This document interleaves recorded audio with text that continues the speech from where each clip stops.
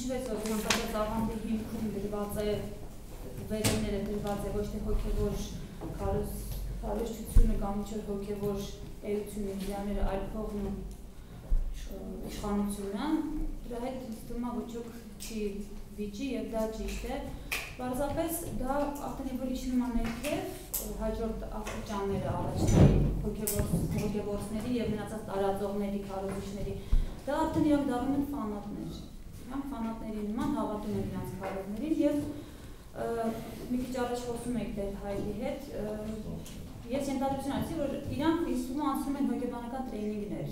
ոնց կարողանան տիրապետեն մանիպուլյատիվ մեթոդների եւ կարողանան որսալ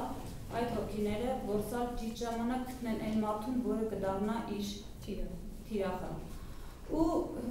մարդ, որը ունի կայուն հոգեկան աշխարհ, կայուն համոզմունքներ, կայուն հավատը, կայուն կրոնը իր մեջ, ինքը չի դառնա երբեք սեկտայի, աղանդի թիրախ։ Մարդ, որը ունի խնդիր, պրոբլեմ, կապ չունի նյութական, թե ավելի շատ առաջնահերթ հոգևոր խնդիրի մասին է խոսքը գնում, որը գալիս է շատ հաճախ ընտանիքից, գալիս է դպրոցից եւ իր շրջապատից։ Ծնողները քիչ են կարողանում իրանց երեխաների վրա աշխատություն դարձնել, տան այն հոգևոր արժեքները, որը տան։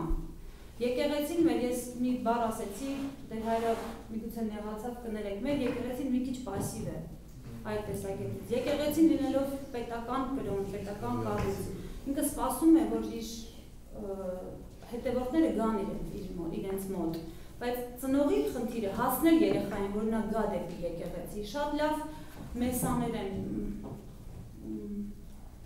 պատարակներ են, շատ լավ հանդիպումներ են կազմակերպում, ես գիտեմ, բայց չեն գալի, չգիտեն դրա մասին, ով գիտի գալիս է, ով ունի ձգտումը, իսկ աղանդը գալիս է դուռը տածեցում,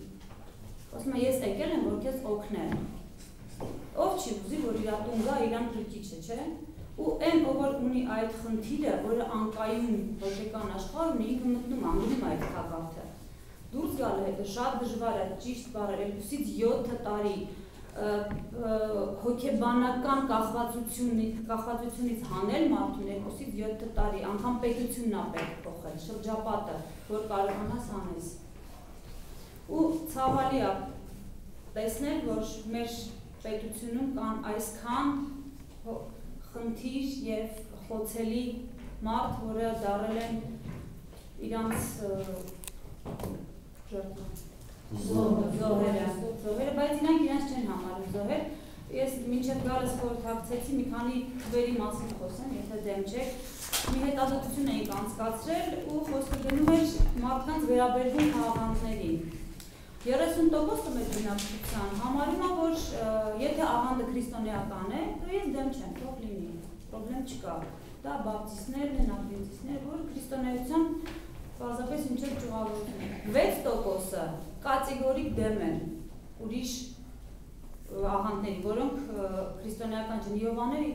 իտակ դալիա։ Մնացած 64%-ը կներեք, բայց թքածում են։ Իրանց մեկ է, ինչ աղանդ կա, ինչ չկա, իրանց աբսոլյուտը մեկ է։ Ինձ չի կպնում, կարևորը դա է, ընդդեմ ինչ կատարվում է, ինձ մեկ է։ Ձեր կարծիքով Եհովան քրիստոնեական սեկտա չի։ Իրանք բացնոլի Բիբլի չեն անում, իրանք քրիստոնեական չեն, իրանք Քրիստոս չեն ընդունում։ Աստծո չեն ընդունում։